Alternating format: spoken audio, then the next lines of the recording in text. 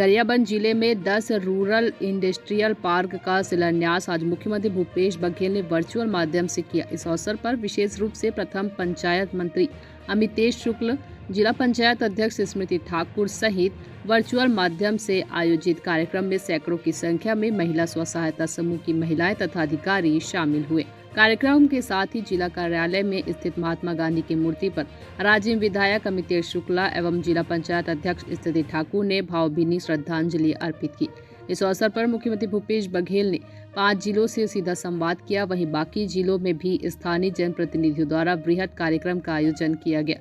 मुख्यमंत्री भूपेश बघेल ने इसे ग्रामीण अर्थव्यवस्था में बदलाव लाने वाला महत्वपूर्ण कदम बताया। तो वहीं विभिन्न जिलों में हो रहे आर्थिक उन्नति के प्रयासों की जानकारी ली, जिसमें महिलाओं ने उनके क्षेत्रों में रूरल इंडस्ट्रियल पार्क में किए जाने वाले कार्यों की जानकारी दी। किसी ने जूट के माध्यम से बोरा निर्माण करने की बात कही, किसी ने अचार पापड़ बड़ी बनाने की बात कही। गौठानों में जो विकास हुए हैं या उसके आगे की कड़ी है, प्रदेश उन्नति और खुशहाली की ओर बढ़ रहा है।